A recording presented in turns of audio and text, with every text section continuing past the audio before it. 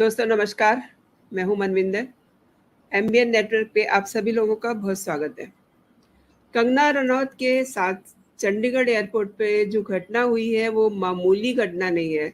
ये घटना उस समय होती है जब वहाँ पर चुनाव हो के चुके हैं और वहाँ 2 ऐसे चेहरे जीते हैं जो अलगवादी सोच के हैं, खालिस्तानी सपोर्टर हैं।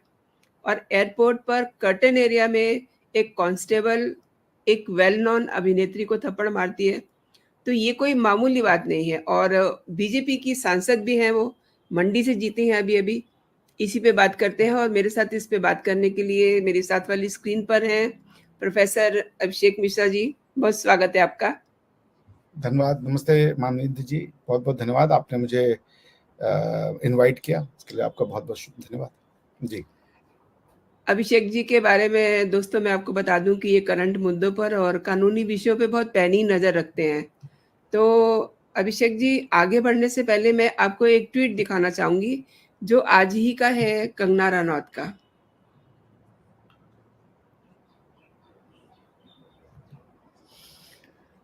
इस पे जरा एक नजर डालते हैं। Every rapist, murderer and thief always have a strong emotional, physical, psychological and financial reason to commit a crime. No crime ever happen without a reason. इतनी सी बात में ही आपको सारी बात समझ में आ रही होगी। तो मैं जानना चाहती हूँ कि ये जो घटना है जो चंडीगढ़ एयरपोर्ट पे हुई है, किस ओर इशारा करती है? ये थप्पड़ जो मारा गया है, अगर उसके हाथ में कोई वेपन होता, अब इन लोगों के पास वेपन तो रहता ही है, अगर होता तो तब क्या करती? अभिषेक जी। जी, देखिए, ये जो मामला है ये बहुत गंभीर है। किसी भी तरीके से इसको ट्रिवियलाइज तो नहीं किया जा सकता, बिकॉज कि उनकी जो पहुंच थी वो उनके पोजीशन के कारण बहुत अंदर तक थी और बहुत रिलायबल थी। उन्होंने सबसे पहले तो थप्पड़ सिर्फ कंगना रनौत जी को नहीं मारा, उन्होंने थप्पड़ मार दिया भारतीय सुरक्षा व्यवस्था में, जो कि एयरपोर्ट पे सीआरपीएफ को जिम्मेदारी दी जाती है। अब आदमी डरेगा, 4 बार सोचेगा। दूसरा ये भी हो गया कि अब पंजाब रीजन से पोस्टिंग करने में लोग सोचने लग जाएंगे। ये भी एक बहुत बड़ा वो मुद्दा बनेगा। लेकिन मैं यहाँ पे लोगों को कहना चाहता हूँ कि जो किया गया, पहले तो वो किसी भी तरीके से कोई उसका सपोर्ट कर रहा है तो वो मानसिक रूप से विक्षिप्त इंसान हो सकता है। कोई इसका सपोर्ट करे इस एक्शन का, ये तो कतई संभव नहीं है। दूसरी बात ये कि ऐसा भी नहीं है कि इसके लिए हम किसी भी तरीके से एक फियर साइकोसिस में जाएं। वो अगर उनका कोई बहुत ज्यादा इंटेंशन होता तो गन तक भी एक्सेस करना उसके लिए बहुत बड़ी बात नहीं होती, क्योंकि वो वहां पे उस पोजीशन पे थी, वो जुगाड़ तो कर ही सकती थी। तो मेरे ख्याल से शी हैड सम जो वो पॉलिटिकली मोटिवेटेड कारण था जिसकी वजह से उन्होंने ये हरकत की। मेरे सबसे पहले इसको जो इस पे जो कानूनी प्रक्रिया है, जो विधिक प्रक्रिया है, वो होना चाहिए। उनके ऊपर सिर्फ सस्पेंशन नहीं, पूरी जो एक आईपीसी के अंदर में जो जो धाराएं होती हैं उसके अंदर में मुकदमा चलना चाहिए, ताकि ये प्रेसिडेंट पड़े और इसको कोई मामूली तरीके से ना ले। देखिए, इसको लेके बहुत ज्यादा फियर साइकोसिस की जरूरत नहीं है। वो क्यों, मैं ये भी बता दूं आपको। आज ही डेनमार्क में वहां की जो प्रधानमंत्री हैं, मैट करके हैं, उनके ऊपर भी हमला हुआ है, ठीक है ना। तो ये एक तरीके का पब्लिक आउटबर्स्ट रहता है। लेकिन पंजाब के केस में इसको मैं इसलिए कंपेयर नहीं करना चाहूंगा। उसका रीजन ये है कि पंजाब में एक मिलिटेंसी का वो रहा है बैकग्राउंड। लेकिन आप ये देखें कि जो उनका गुस्सा था वो फार्म एजिटेशंस को लेकर, फार्म एक्ट जो बने थे, फॉर्म्स लॉ जो बने थे, फॉर्म्स जो रिफॉर्म के लिए मोदी जी ने एक्ट बनाया था, उसके समर्थन में किए गए कुछ जो वो थे, क्या नाम है, बंद जो ऑर्गेनाइज किया जा रहा था। वो कही थी मेरी माँ बैठी थी वहां, उन्होंने ऐसा बोला था। भाई, उसी में युवराज सिंह के बाप ने बोला था कि हिंदू औरतों को टके टके पे बेचते थे और हमने बचाया और ये बचाया, ये तो उन्होंने भी दिया था। अब आदमी ऐसे स्टेटमेंट्स में एक दूसरे को थप्पड़ मारने लगे तो ये बेवकूफ बात है। दूसरी चीज की सारी दुनिया जानती है कि वो जो फार्म्स एक्ट थे, वो एक्ट सारे के सारे एक अच्छे इंटेंशन के साथ और रिफॉर्मिस्ट थे। वो सारे सही कानून थे। बहुत से लोग उसमें दुखी हुए कि मोदी जी ने ये एक्ट क्यों वापस किया, उनको वापस नहीं करना चाहिए था। क्योंकि उनको अपनी बात पे अड़े रहना चाहिए था। लेकिन मोदी जी की दूरदर्शिता को आप इससे समझिए मानविंदर जी, कि वो ये समझ चुके थे कि जो प्रचार किया जा चुका है उसका काउंटर नैरेटिव करने में वो सफल नहीं हो पा रहे हैं। मोदी जी ने ये जो इलेक्शन में उनकी जो मेजोरिटी लूज हुई है, जो स्लिम हो गई उनकी मेजोरिटी, उसका कारण भी यही था कि वो जो दुष्प्रचार किया गया। कोई मुद्दे पे चुनाव तो हारे नहीं मोदी जी। मोदी जी बिल्कुल नहीं। चुनाव गए कि भाई चुनाव में रिजर्वेशन खत्म हो जाएगा, आएंगे तो 400 सीट लेके आएंगे,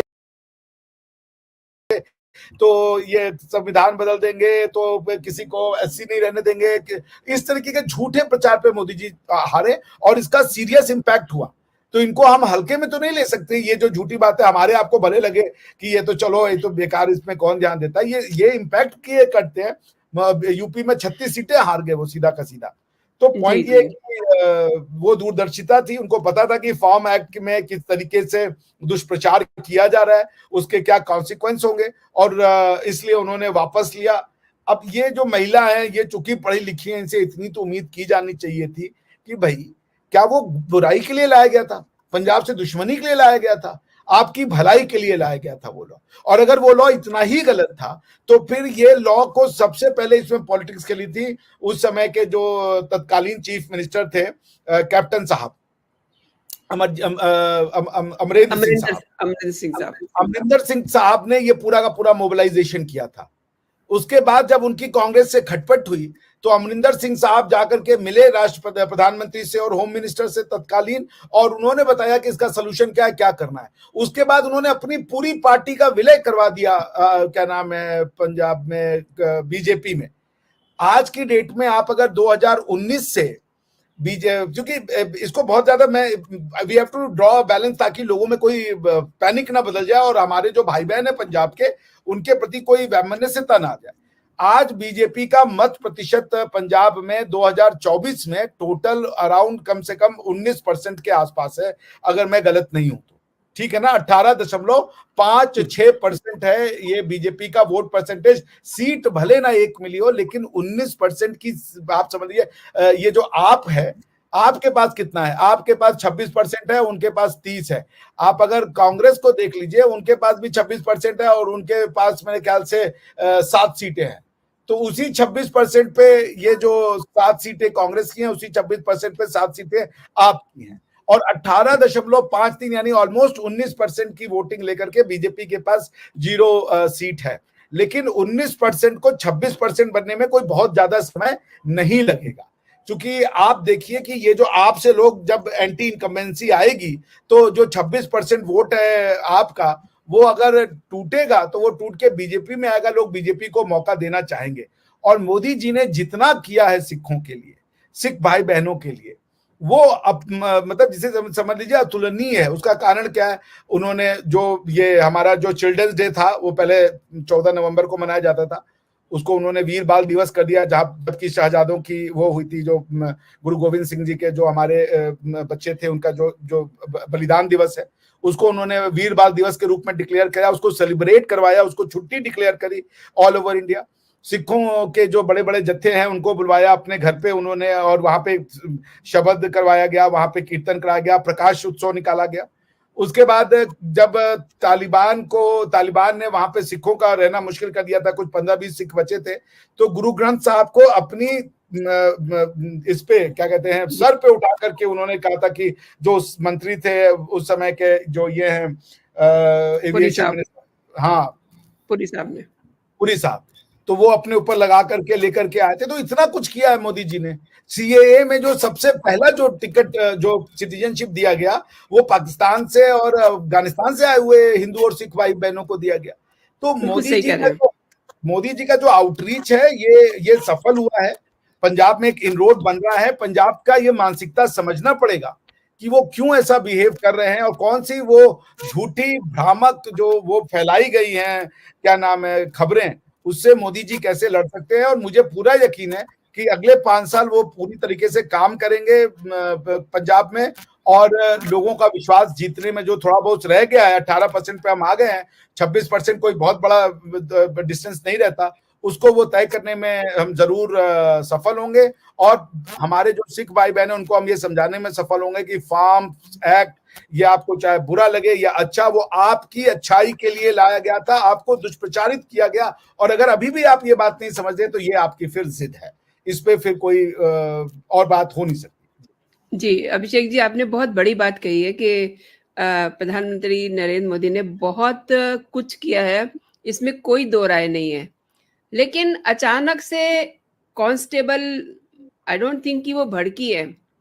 मतलब वो कंगना कई बार उस एयरपोर्ट से गुजरी और ये भी वहां रहती होगी, लेकिन अब जो बीजेपी की सांसद बनी है, उन पे जो हमला हुआ है, ये सोचने के लिए मजबूर करता है। और दूसरी बात ये है, जो अभी आपने कही कि कुछ ऐसी आवाजें जो हैं वो आ रही हैं, क्योंकि इस कांस्टेबल को एज ए हीरो क्यों प्रोजेक्ट कर रहे हैं, और ज्यादातर उसमें जो शोर आ रहा है वो पंजाब से आ रहा है।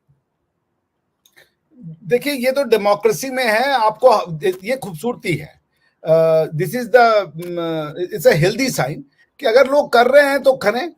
ये तो जनता को ओवरऑल करने की, ये क्योंकि ये करने वाले लोग तो 4-5 है जो कि ट्विटर पे, सोशल मीडिया पे इसको एक बहुत बड़ा मुद्दा बना रहे हैं। जमीन पे तो ये मुद्दा नहीं है ना, ये तो वर्चुअल स्पेस में एक मुद्दा बन गया है।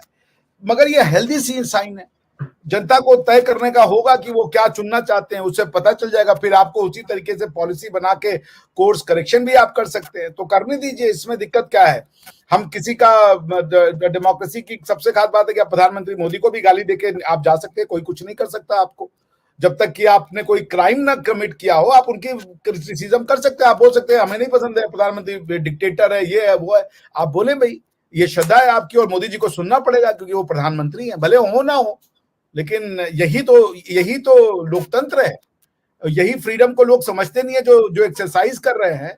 ये फ्रीडम हर जगह नहीं होती, गर्दनें उतार दी जाती हैं, गर्दन उतर जाती है। खाली आप वहां के जरा स्टेट्स के बारे में कुछ कह के देखिए। बट सबसे बड़ी बात है कि डेमोक्रेसी में ये जो जब वो मिल जाता है ना, इनको जब आउटलेट मिल जाता है, अपनी बातें कह लेती है, तो ये कोई जनता के रोष में नहीं बदलती, इसका कोई पॉलिटिकल जर्मिनेशन नहीं होता। ये एक जिसे कहिए सामाजिक बातचीत करके लोग 1-2 दिन में भूल जाते हैं। और यदि इसको दबा दिया जाए तो ये पॉलिटिकल कॉज में बदल जाएगा, ये इसका राजनीतिक स्वरूप आ जाएगा, जो कि बड़ा प्रॉब्लम हो जाएगा लोगों को डील करने में। तो लोग अगर इनको हीरो बना रहे हैं, वो समझते हैं तो समझते रहे भाई। राम राज्य में भी सीता माता को लेकर के लोगों का तो था ना, कुछ लोगों ने तो सीता माता के चरित्र पे प्रश्न उठा ही दिया था ना, तो उनकी गर्दन थोड़े काटी गई कि तुम कैसे कह सकते हो अयोध्या की रानी के बारे में ऐसा कैसे करते हो। उन्होंने बात कही, मर्यादा पूर्वक उनकी बात सुनी गई, और उस पर जो गलत या सही जो भी डिसीजन था मर्यादा के हिसाब से उस समय लिया गया। तो ठीक है, मुझे इनसे कोई ऑब्जेक्शन नहीं है। डेमोक्रेसी में every dissenting voice should be represented, should be heard, they should be given space कि वो अपनी बात कह सके, और कह करके उनको ये ना हो कि भाई हमारी बात नहीं रखी जा रही। वो रखना चाहते हैं रखें, हाँ, लेकिन मर्यादा में रह के कोई क्राइम ना कमिट करें। आप अगर आप वायलेंस को बढ़ावा देंगे, आप इंसाइट करेंगे हिंसा करने के लिए, देन जो आईटी एक्ट के अंदर में जो भी ये इस तरीके का वायलेंस, जो भी क्राइम होगा, उसमें आपको फिर बुक किया जाएगा। आप डिसेंसी से डिसेंट को आप अपने व्यक्त करें, don't arouse the sentiment of the people, sensationalise ना करें, एंड उसको किसी तरीके के इंसाइटमेंट में ना बदल दे कि लोगों में हिंसा करने की भावना आ जाए। जी, आपने एक बहुत अच्छी बात कही है।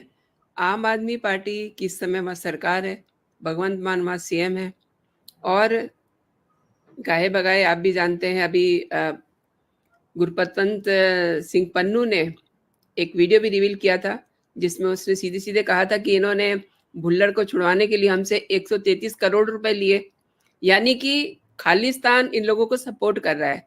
और ये जो भाषा थी, आई मीन कुलविंदर कौर की, ये भाषा बताती है कि इसको अब इसने बयान भी दिया है कि मुझे ऐसा कहने के लिए कहा गया है, मुझे पैसे मिले हैं। तो अच्छा, ये, हाँ, ये वो रिसेंट, कांस्टेबल जो थी। जी जी, अच्छा अच्छा अच्छा अच्छा। अभी तक तो कह रही थी कि मेरी माँ को कहा गया है कि 100 रुपए लेकर के तुम आंदोलन में बैठे हो। तो वैसे आप आउट ऑफ द वे जाकर के देखें तो ये तो सबको पता है, खालिस्तान के झंडे लहरा रहे थे वहां, भिंडरावाले के फोटो देखे गए थे वहां। आपने देखा होगा एक खालिस्तान का बैलून, अभी रिसेंट जो नंबर 2 इनका आंदोलन हुआ है, वो बैलून जो है, कभी मेरी आंखों के सामने से मैं उसको भूल नहीं सकती, क्योंकि और वहां लोगों ने क्या बोला था आप देखिए, पंडेर ने कहा था कि प्रधानमंत्री नरेंद्र मोदी का कद बहुत बढ़ रहा है, मंदिर बना दिया है, उनका ग्राफ नीचे गिराना है, हमें ये जरूर करना है, नहीं तो हम लुट जाएंगे, पिट जाएंगे। ये जो चीजें हैं, ये मतलब क्या रिफ्लेक्ट करती हैं? ये जो अब इस कांस्टेबल ने ये बात कही है, आप कनेक्ट करिए ना कि किसान आंदोलन से उन्होंने कहा है कि मेरी माँ के लिए ऐसा बोला है, और किसान आंदोलन के पीछे पीछे कौन लोग किनके कंधों पे बंदूक रख के चल रहे थे, ये तो साफ दिखाई दे रहा है ना। तो ऐसे में भगवंत सिंह मान का रोल किस तरीके से देखते हैं आप? भगवंत सिंह मान ने भारत के संविधान की शपथ लेकर के वो मुख्यमंत्री बने हैं, तो उनकी सारी लॉयल्टी भारत के कॉन्स्टिट्यूशन के प्रति है, पंजाब की इंटीग्रिटी के प्रति है। Punjab is a part of India.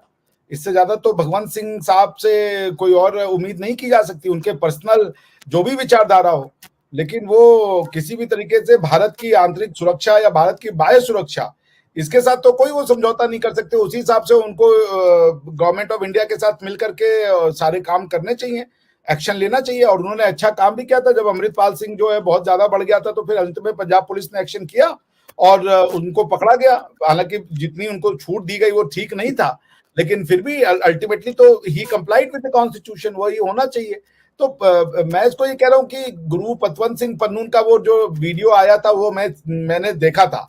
उसमें उन्होंने टारगेट आम आदमी पार्टी पे जो नहीं किया था, वो टारगेट बीजेपी को किया था और आम आदमी पार्टी को हिंदू पार्टी, वो बड़ा क्रिप्टिक मैसेज था। वो ऐसा लगा कि वो गाली दे रहे हैं आम आदमी पार्टी को, बट उन्होंने कहा कि ये बेसिकली हिंदुओं की पार्टी है। आम आदमी पार्टी को उन्होंने कहा कि ये हिंदुओं की पार्टी है।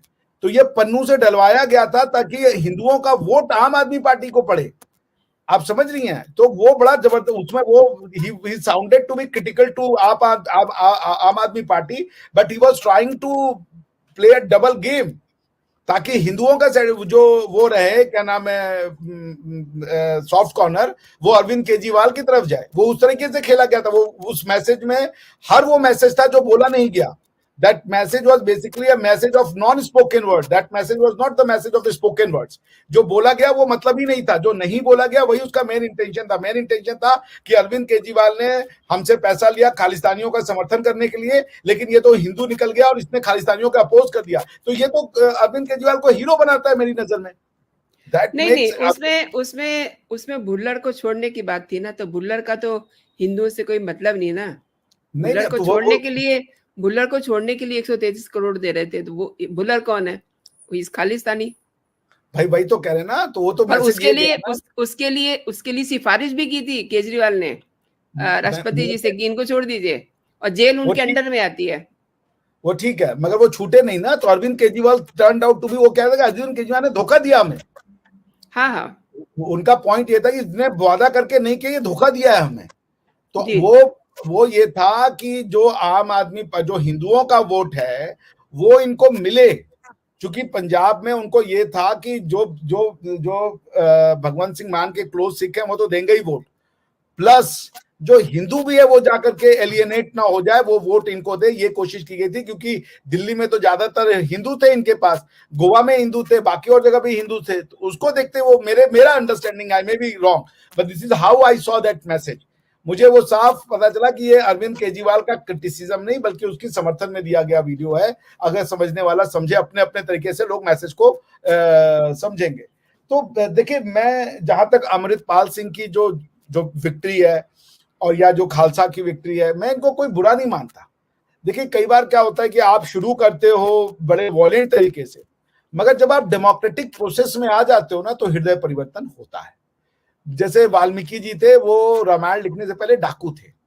तो अब ये जब आएंगे ना डेमोक्रेसी में, अभी बाहर से रहते हुए दुनिया अलग दिखती है, जब आएंगे देखेंगे यार ऐसे काम होता है, हम तो अपनी बात खुल के रख पा रहे हैं, सच्चाइयां क्या है। पावर में आने के बाद आदमी का दृष्टिकोण बदल जाता है, ठीक है ना। तो मैं तो इसको एक हेल्दी साइड मानता हूँ। It's a good for democracy कि अगर अभी तक चूंकि वो कन्विक्ट तो हुए नहीं है, कन्विक्ट होंगे तो अपने आप उनकी जो इलेक्शन है वो रद्द हो जाएगा। जैसे ही उनका कन्विक्शन होगा, पीपुल्स रिप्रेजेंटेशन एक्ट के अंतर्गत में 2 साल से ज्यादा की यदि सजा मिलती है तो उनकी सांसदी अपने आप खत्म हो जाएगी। और अगर कन्विक्ट नहीं हो रहे हैं तो फिर तो लॉ ऑफ द लैंड यही कहता है कि इनोसेंट अंटिल प्रूवेड गिल्टी। तो ठीक है, वो आए डेमोक्रेसी में, आए बैठे पार्लियामेंट में, रखे अपनी बात, उठाएं। अगर उनको खालिस्तान की बात रहती है तो फिर जो दूसरे पक्ष का वो बात होगा वो भी सुनना पड़ेगा आपको। आप चीजों को और समझोगे कि सिस्टम फंक्शन कैसे करता है। सिस्टम को गाली देना बहुत आसान है, मगर सिस्टम में रह के फंक्शन कीजिए, क्योंकि आप भी तो सिस्टम बनाओगे ना कभी। तो पॉइंट ये कि it's a good sign, I see it as a very good sign. क्योंकि जब ये डेमोक्रेसी में आते हैं तो 100 में से हो सकता है कि 20 लोग जिद्दी रहे कि नहीं कोई फर्क नहीं पड़ता, वो अलगाववादी के अलगाववादी रहे। 100 में 20% या 30% मान लीजिए, 70% लोग उस डेमोक्रेसी में उसका हिस्सा बन जाते हैं। फिर उनको समझ में आ जाता है कि क्या है ये, वो फिर चीजों को समझने लगते हैं और एक जो उनकी रिजिडिटी होती है वो सॉफ्ट हो जाती है, क्योंकि फिर वो डेमोक्रेटिक प्रोसेस को समझने लगते हैं। तो I think it's a good news, we should not get worried. अगर वो क्रिमिनल्स हैं, कोर्ट को अपना काम करने दीजिए। जिस दिन वो कन्विक्ट होंगे संसदीय उनकी खत्म हो जाएगी। अगर वो कन्विक्ट नहीं होते हैं तो उनके पास अपॉर्चुनिटी है, आए अपनी बात को रखें, देखें कितना दम में है उनकी बात में। एक पत्रकार से जो बेचारा एक्सपर्ट नहीं है, वो बेसिक सी बातें आपसे पूछ सकता है, आप उसको कोई भी उत्तर देके सेटिस्फाई कर सकते हैं। मगर जब आप सब्जेक्ट एक्सपर्ट के साथ बैठोगे पार्लियामेंट में, जब आपको गवर्नमेंट की ऑफिशियल सारी इंफॉर्मेशन का एक्सेस हो जाएगा, आप एक प्रिविलेज पोजीशन पे हो जाओगे, फिर आप अपनी बात उठाओ और उस बात के रिस्पांस में जो आपको उत्तर मिलेगा, आपको फिर अपनी जो स्टैंड है उसको रिविजिट करने का टाइम मिलेगा। और अमृतपाल सिंह तो बहुत यंग लड़का है, अगर वो आता है डेमोक्रेसी का पार्ट बनता है and if he gets reformed, तो हमें किसी को क्रिमिनल थोड़े बनाना है कि अमृतपाल सिंह को क्रिमिनल ही बना दें। हम तो चाहेंगे अमृतपाल सिंह ने शुरुआत ऐसे किया है वो चेंज हो जाए। भाई बहुत से कश्मीर के ऐसे थे, कूका परे था एक समय, आतंकवादी था ऑन बिहाफ ऑफ पाकिस्तान, बाद में उसने इख्वान बनाई और इंडिया की तरफ से आतंकवादी बन गया, तो इंडिया की तरफ से मतलब काम करने लगा। तो बॉटम लाइन क्या है कि हृदय परिवर्तन को हमें नहीं रूल आउट करना चाहिए। It's a healthy sign also कि इंडियन डेमोक्रेसी में हर वॉइस को, कितनी भी डिसेंट हो, however dissenting you are, you still have a place, it will be heard. It's a big thing. ऐसा नहीं किया कि आपको गोली मार के खत्म कर दिया, वो आप जीत गए, आपकी जीत को भी सर माथे पे लोगों ने लगाया कि हाँ भाई आप माननीय बन गए हैं। किसी तरीके से टेम्परिंग नहीं की गई, लोगों की आवाज को नहीं बदला गया। लोगों को लगा ना कि भाई हमारी आवाज में दम था, हमने वहां पहुंचा दी बात। ये भी एक बहुत एस्वेज करता है आपके उसको, तो वो धीरे धीरे सिस्टम में आएंगे। वो कल को ये तो इनके जो फॉलोअर, इनको जो वोट दे रहे हैं, कल को अगर अमरिंदर पाल सिंह का जो अमरजीत पाल सिंह का जब हृदय परिवर्तन, अमृतपाल सिंह का जो हृदय परिवर्तन होगा, तो वो तो इनका भी तो करेगा ना, आप समझेंगे ना। और अमृतपाल सिंह का हृदय परिवर्तन होना बिल्कुल तय है। उसका कारण है क्योंकि वो बात को पूरी तरीके से समझ नहीं रहे हैं, अभी वो यंग हैं और उनको खालिस्तान की यंग वाला कि हम सिख हैं, हम अलग हैं और ये है, वो जब किसी पढ़े लिखे व्यक्ति के साथ बात करेंगे, उनको बातें धीरे धीरे समझ में आएंगी। वो सेना के जो अधिकारी हैं उनसे मिल सकते हैं, अब तो वो प्रिविलेज पोजीशन पे आ गए, तो he has more access, he has more responsibility, तो this will help in getting him reformed. I can assure you, इसके कोई नेगेटिव रिजल्ट नहीं है। I see it as a very good thing अगर लोगों ने जिताया है तो। नहीं, आपने एक कानूनी नजरिए से इसको डिफाइन किया है, लेकिन आप ये देखिए कि अमृतपाल जब पहली बार चर्चा में आए तो वो क्यों आए थे? गुरुद्वारे में उनको क्यों किरपाने लेके जाना पड़ा उनको? उन्होंने क्यों थाने पे हमला किया? ये क्या गुड साइन है? देखिए मैं क्या कह रहा हूं आपको कि ये फीलिंग तो है लोगों के अंदर और गवर्नमेंट इस फीलिंग से लड़ नहीं पा रही है। तो इस फीलिंग से लड़ने का क्या तरीका है? एक तरीका है कि आप पुलिस कार्रवाई कीजिए, मिलिट्री कार्रवाई कीजिए और गोलियां मारना शुरू कीजिए, उनको पकड़ के जेल में डालिए। वो फिर और ज्यादा वो बढ़ता ही रहेगा, क्योंकि पुलिस वाला बंदा और मिलिट्री वाले बंदा जो है वो उसको वहां कोई रिसर्च करने के तो भेजेंगे नहीं आप, वो तो अपने पावर का इस्तेमाल करेगा और ब्रूट पावर का इस्तेमाल करेगा, तो वो चीजें और ज्यादा एस्केलेट होंगी। बल्कि अगर वो डेमोक्रेसी के थ्रू आ गए हैं, अब उनसे, उनके लोगों से जब उनको प्रश्न पूछे जाएंगे कि आप क्या कर रहे हो खालिस्तान के लिए, आपने क्या खालिस्तान को समझा है, तो उनके पास अब जवाब देने को ज्यादा ऑप्शन होंगे, क्योंकि वो गवर्नमेंट ऑफ इंडिया में बैठे हैं, मतलब एटलीस्ट वो पार्लियामेंट के भारतीय ऑर्गन के, कॉन्स्टिट्यूशन के ऑर्गन के वो पार्ट बने। तो he will have a new way to look the same problem. जब आप पोजीशन पे बैठ जाते हो, आपको दुनिया, जब आप स्टूडेंट होते हो आप टीचर को और नजर से देखते हो, जब आप खुद टीचर बन जाते हो तो आपको दुनिया की सच्चाइयां समझ में आती है कि भाई it's not a same game. तो इट्स अ गुड थिंग क्योंकि इतने लोगों का भरोसा डेमोक्रेसी में है, वो आए अपनी बात रखे पार्लियामेंट के पटल पे, फ्रीली खालिस्तान की बात करें, फ्रीली कहें कि हम अलग हैं, फिर उसका जो जवाब दिया जाएगा वो जवाब भी उनको सुनना पड़ेगा। वो उतने लोगों को वो उनका वोट वो लगते हैं, तो अगर अमृतपाल सिंह चेंज होते हैं तो ये इतने लोग एक साथ चेंज होंगे, ये भी आप याद रखिए। तो it's a good thing he has come, मैं तो इसका स्वागत करता हूं कि आए हैं, तो अब ज्यादा हमारी संवाद होगी, क्योंकि इनके अंदर जो फीलिंग है लोगों के अंदर, टीवी पे कोई झूठ बोल देता कि नहीं नहीं हम तो सब एक है, अब उनके अंदर फीलिंग थी, उन्होंने वोट दिया, अब खुल के संवाद होगा। आइए बैठिए, क्या खालिस्तान की डिमांड जायज है? खालिस्तान से क्या मिल जाएगा आपको? क्या होता है खालिस्तान?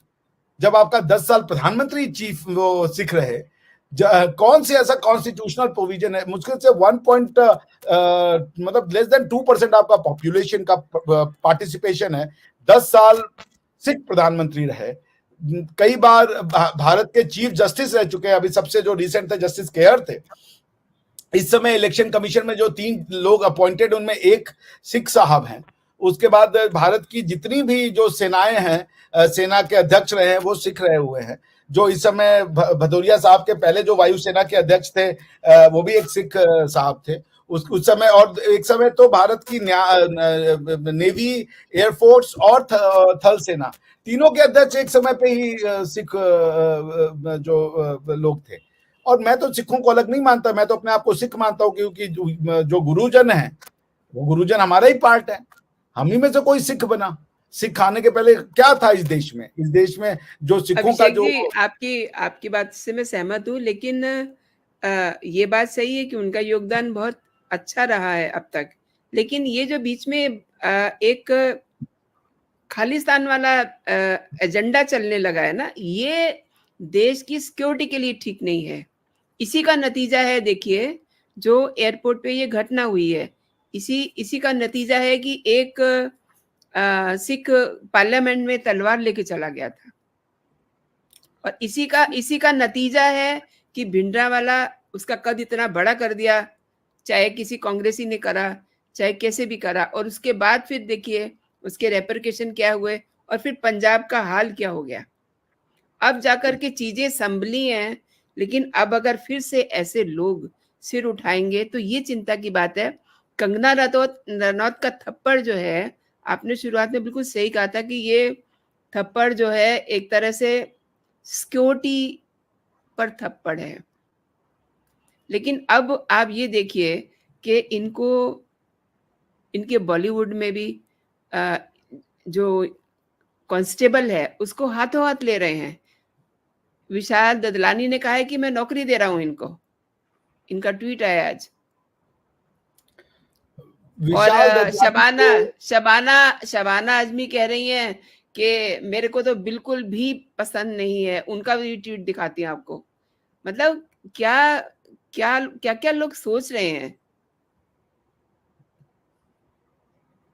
शबाना आजमी का ट्वीट देखिए, I have no love lost for Kangana Ranaut. तो इस तरीके से मतलब ये चीजों वो को, तो कह रही है मैं तो स्लैब का विरोध कर रही हूँ ना, तो ठीक कहा उन्होंने। हाँ, नहीं स्लैब का विरोध कर रही हैं, दैट इज देयर। तो ये हम जो बात कर रहे हैं वो यही बात है कि एक महिला जिस दिन बीजेपी की सांसद बन जाती है, उस दिन वो आपको चुभने लगी। उस दिन जब वो एयरपोर्ट से निकली तो आपने उनको थप्पड़ रसीद कर दिया। देखिए मैं इसको यही कह रहा हूं कि अभी आज की घटना है, डेनमार्क की प्राइम मिनिस्टर को थप्पड़ मारा गया, ठीक है ना? जी। तो पॉइंट ये है कि ये एक डेमोक्रेसी का वीकनेस भी होता जा रहा है। आप बहुत ज्यादा लोगों को फ्रीडम देंगे तो कुछ, हर कोई तो सामान्य आदमी नहीं होता, कोई जाके थप्पड़ मार दिया, तो ये घटना नहीं होनी चाहिए। अब जैसे कन्हैया कुमार के ऊपर अटैक किया गया था, ठीक है ना? तो पॉइंट ये है कि ये नहीं होना चाहिए। और ये जो लोग इसको ग्लोरीफाई कर रहे हैं वो तो मूर्ख है एक नंबर के, क्योंकि वो उसका कॉन्सिक्वेंस नहीं समझ रहे हैं कितना विभत्स हो सकता है। मैं किसी इंडिविजुअल का नाम नहीं लेना चाहता, बिकॉज कि उनका एक जो स्किल है वो तो म्यूजिक का है, उसका मैं बहुत सम्मान करता हूँ, बट वो क्या लीगल और कॉन्स्टिट्यूशनल और सोशल इश्यूज को भी समझ रहे हैं, ये मैं नहीं मानता।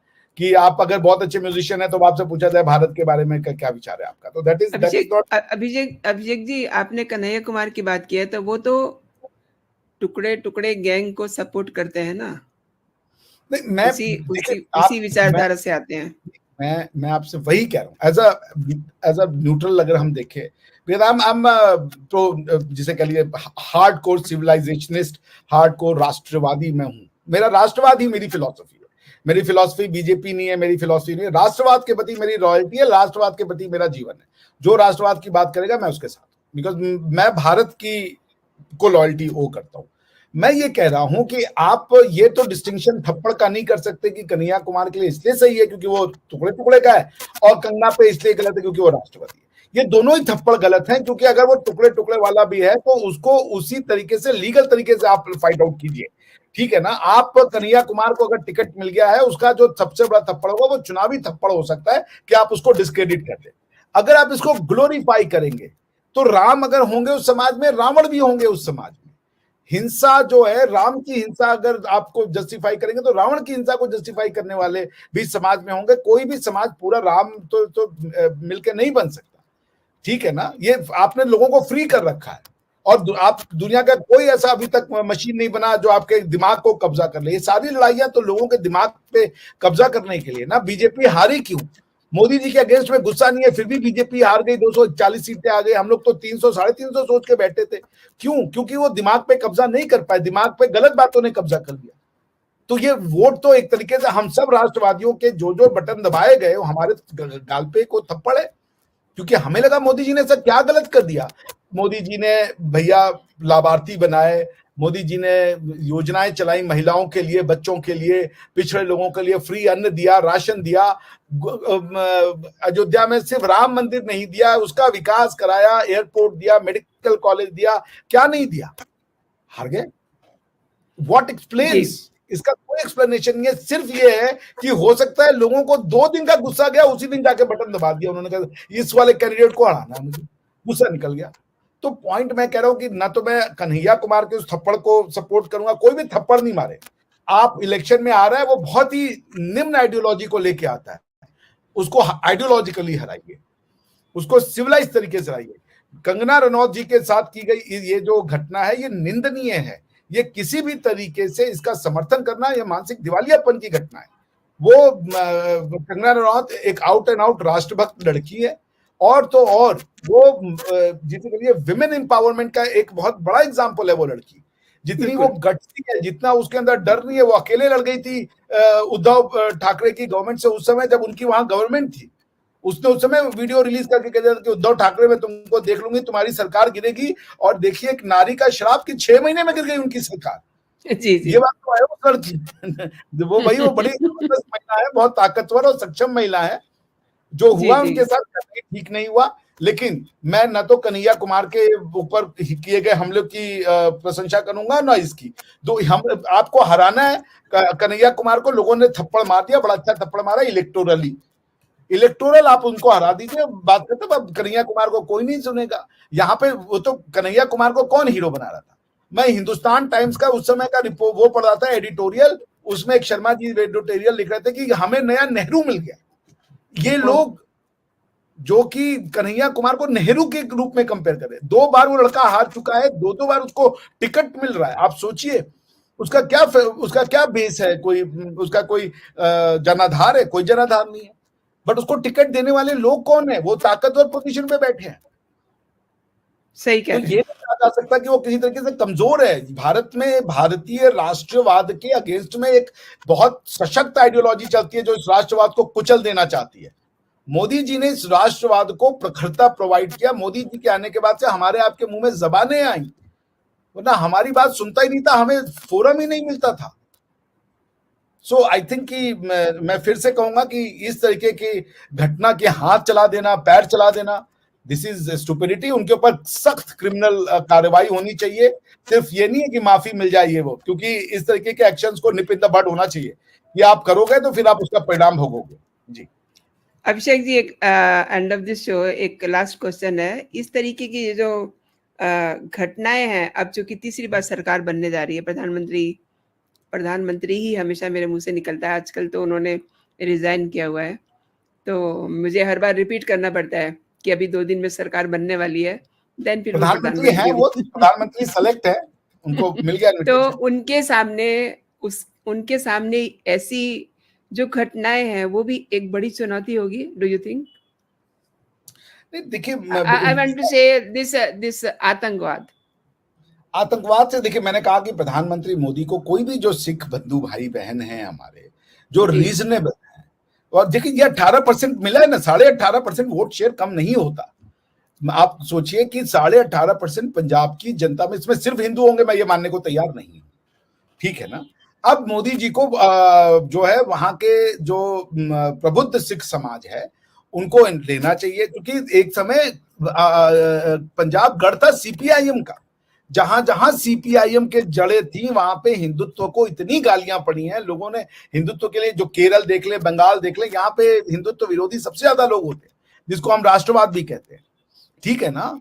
तो पॉइंट ये है कि सीपीआईएम की जड़ें इतनी गहरी थी, वहां धीरे धीरे 1-2 साल में नहीं होगा, अब 5 साल और मिल गया। ये तो ईश्वर की एक समझ लीजिए कि अनुकंपा है कि प्रधानमंत्री मोदी जी जो है वो अब और सशक्त काम करें और लोगों को जोड़े। अब आप सोचिए 2019 में सैड को, शिरोमणि अकाली दल को 27% वोट मिला था, बीजेपी को 9.25% वोट मिला था 2019 में, जब ये मिलके लड़े थे।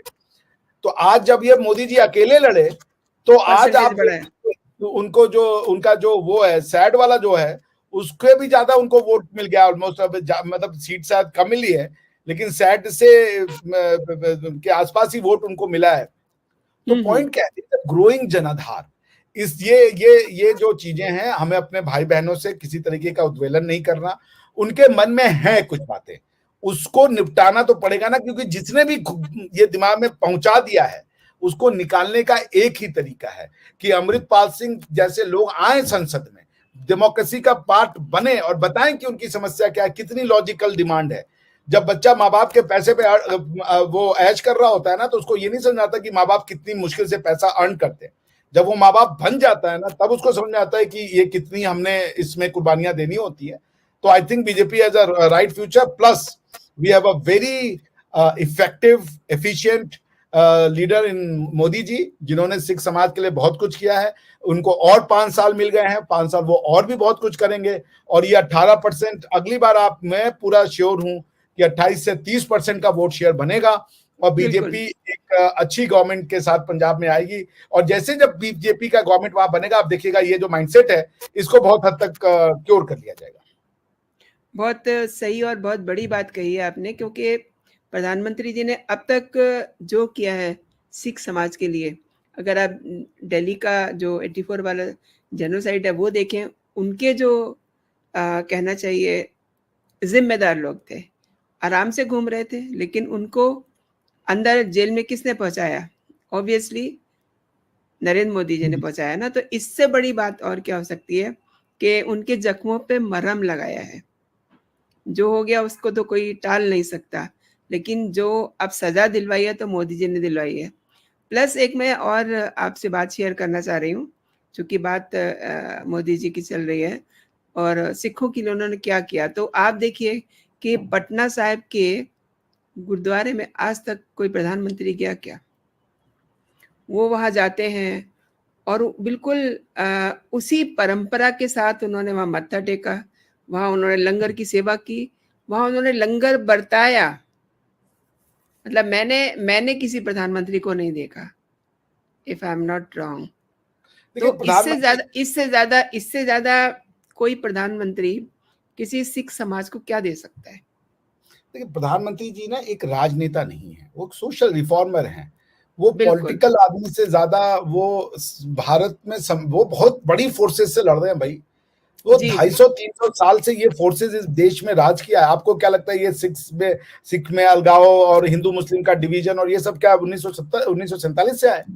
इनकी जड़ें 150-200 साल पुरानी है। इनको काटते काटते काटते अभी तो हम जो अपनी भारत की बात करने वाले तो अब सत्ता में आए हैं 10 साल में, वरना इनका तो किताबों पे कंट्रोल है। किताबों में ये पढ़ाते हैं ऐसी ऐसी बातें कि आप सोचिए।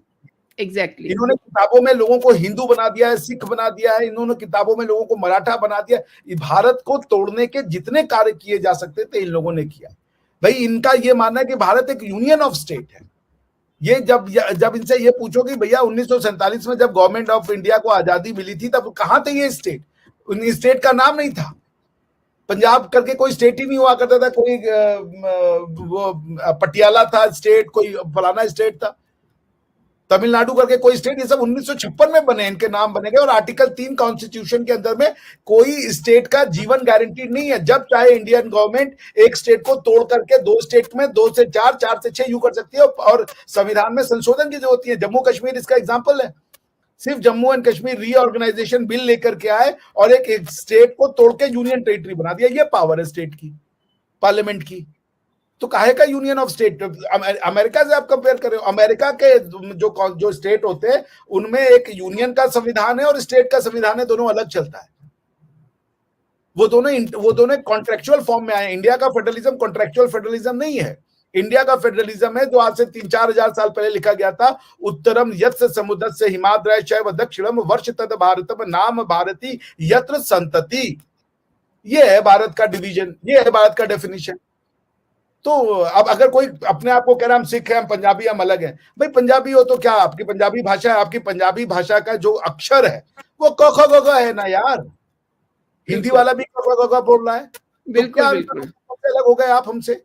आप गुरुमुखी में आप स्क्रिप्ट अलग हो सकता है, लेकिन क ख ग घ अ आ इ ई यही तो पढ़ते हो भैया। तो जब बीज से है तो उससे निकला हुआ पौधा कैसे अलग हो जाएगा? हम भी क ख ग घ पढ़ रहे हैं, भोजपुरी वाला भी क ख ग घ पढ़ रहा है, तमिल भी क ख ग घ पढ़ रहा है, बंगाली भी क ख ग घ पढ़ रहा है, उड़िया भी क ख ग घ पढ़ रहा है, तेलुगु भी क ख ग घ पढ़ रहा है। अलग कैसे हो गए तुम? पॉइंट है कि देख, इनको अभी तक जो हमारे यहाँ पे स्कूल थॉट प्रोसेस रही, इन्होंने हमारे बीच के अंतर को दिखाया, हमको डिवाइड करने की कोशिश की, हमको एक नहीं बनने दिया। एक बनने का क्या डेफिनेशन होता है भाई? एक बनने के कई डेफिनेशन होते हैं।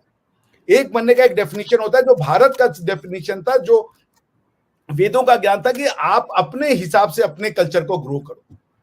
ज्ञान हम आपको देते रहते हैं, आप जितना चाहो। कभी यहाँ पे किसी नए नए भगवान बनते रहे, नए नए भगवान, क्या गुरुओं की परंपरा सिर्फ सिखिज्म ने शुरू की? भगवान बुद्ध भी तो गुरु थे, उनको भी अवतार माना गया।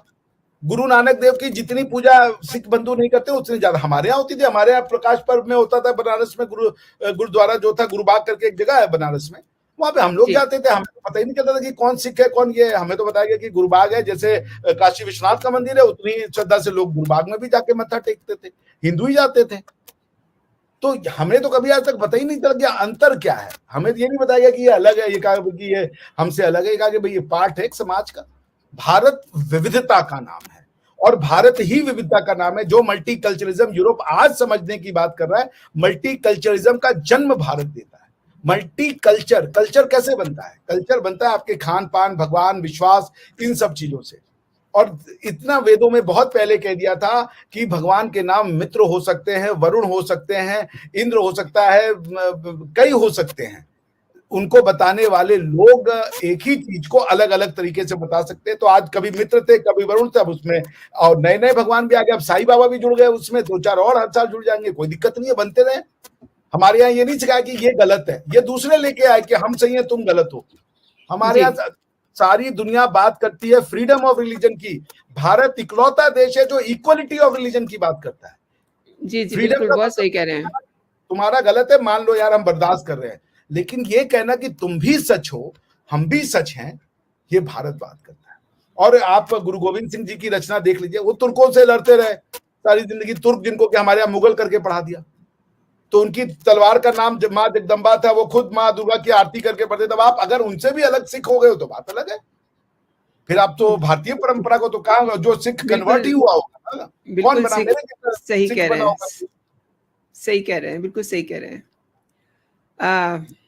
जी अभिषेक जी, आपके पीछे कुछ अच्छा सा दिखाई दिया। हाँ, मैंने कहा अच्छी बात करी, स्ट्रीम यार्ड भी खुश हो गए। ओके ओके, जी जी। तो आपने बहुत सही बात की कि हमने जो किताबों में पढ़ा वो पढ़ा कि हमें फलाना आया मार गया, हम उससे हार गए, लेकिन हमने किसको जीता ये हमको किसी ने नहीं बताया। और हम बात कर रहे थे कंगना रनौत के थप्पड़ की, और देखिए बात कहाँ से कहाँ पहुँच गई। मेरे शो के लिए समय निकालने के लिए अभिषेक जी बहुत बहुत धन्यवाद आपका। नमस्कार, जय हिंद, जय भारत। जय भारत।